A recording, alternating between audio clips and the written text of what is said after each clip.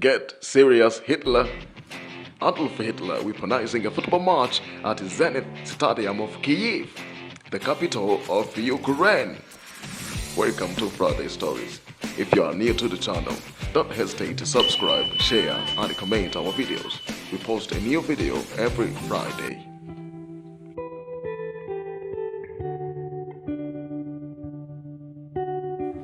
Board my flight as I take you in times when the Nazi German soldiers occupied Kyiv during the Operation Barbarossa. They organized the march between German soldiers and Ukrainian civilians. Later, German soldiers allegedly assassinated almost all players of the Ukrainian team after defeat. The march that would later be dubbed the Death Game.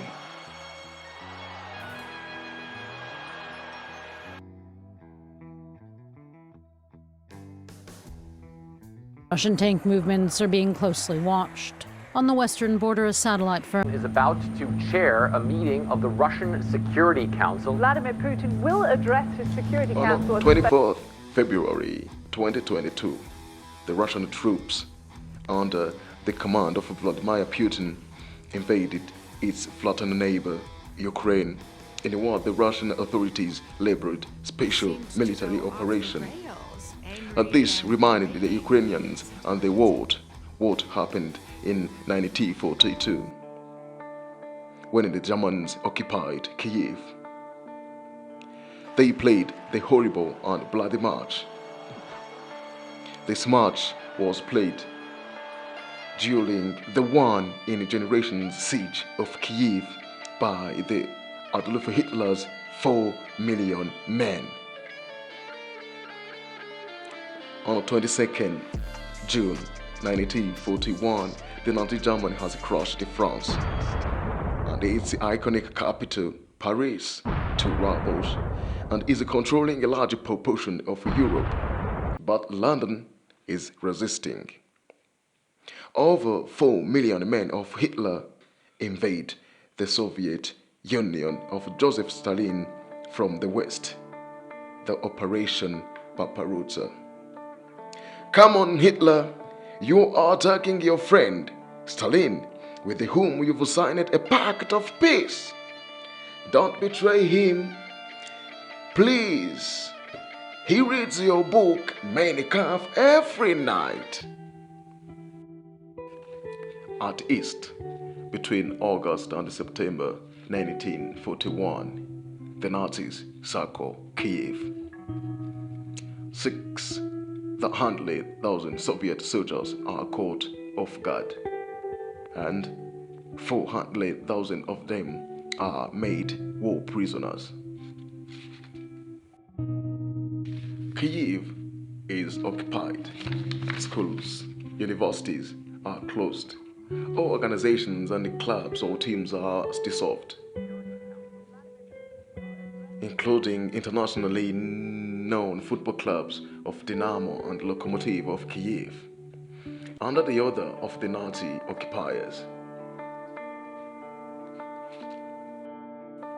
Life resumes over smoking ruins of the capital.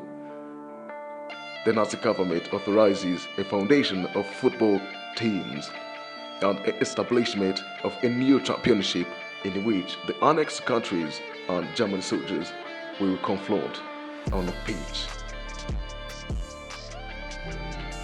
A man named Georg Dmitrievich Svechov, a Ukrainian coach and journalist who had ties with the Nazis, creates the Rook, a football team which attempted to bring the best footballers of Ukrainian nationality together.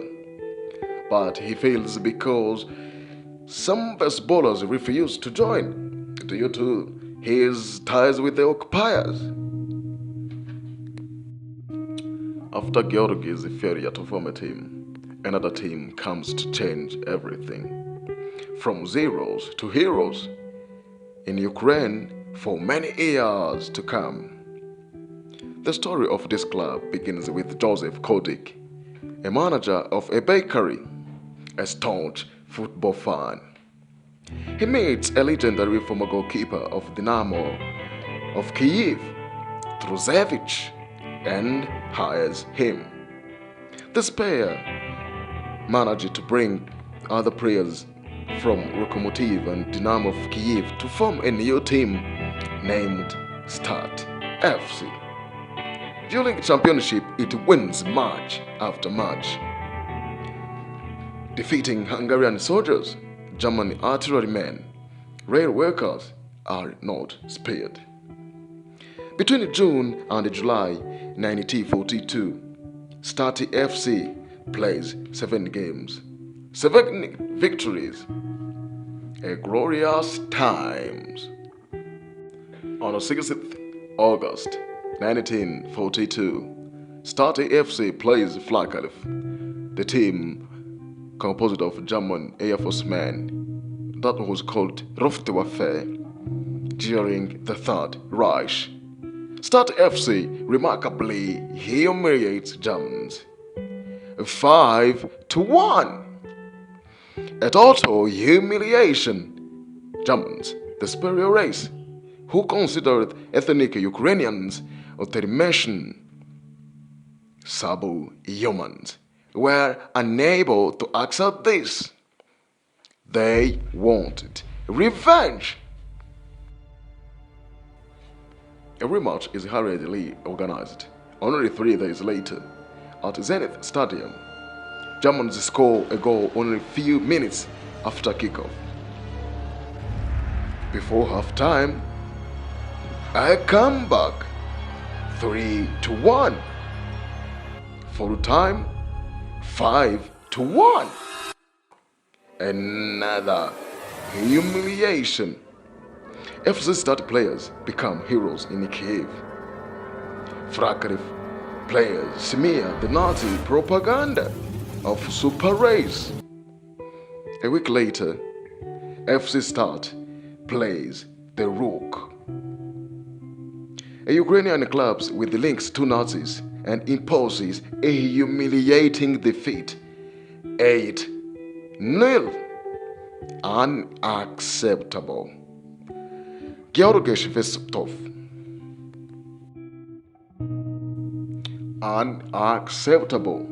Georgy Shvetsov, the Rook manager, remember, he sympathizes and has links with the Germans.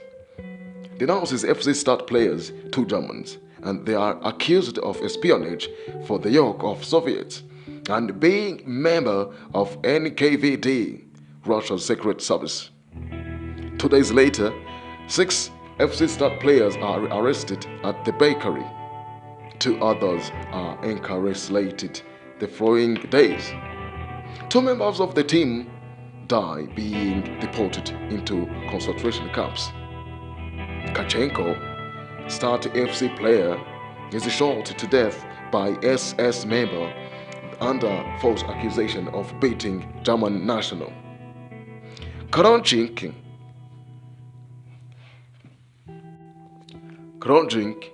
his name appeared on a blacklist of NKVD agents established by Ukrainian sympathizers to hate.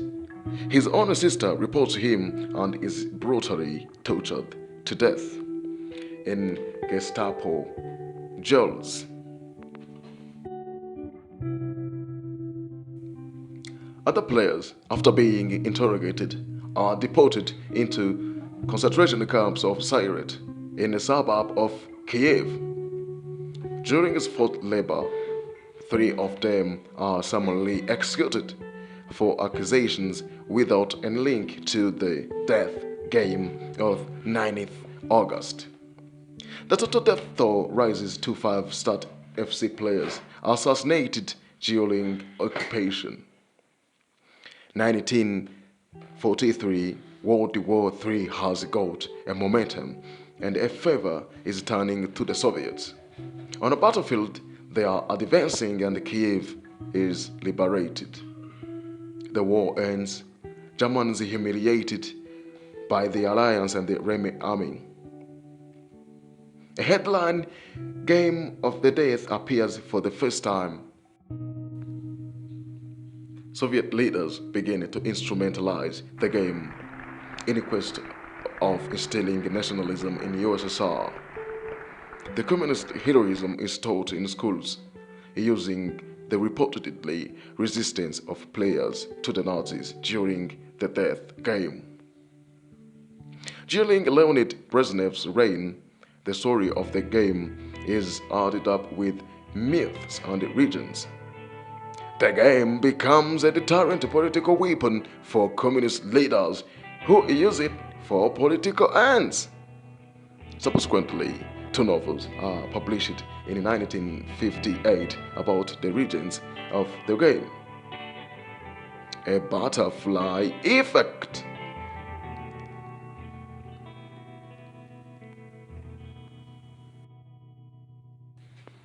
As a butterfly effect, the fake communist leader's propaganda reaches the US and inspires a film about the game, in which Sylvester Stallone, John Rambo, plays a role in this. The film is entitled Escape to Victory, which was released in 1981. The fall of Berlin Wall, a turning point. After the collapse of the USSR, the real version of the story is told by the survivors of Start FC team tragedy, who testify that they were compelled by communist leaders to tell an real version of the game for their political agenda of propaganda and nationalism.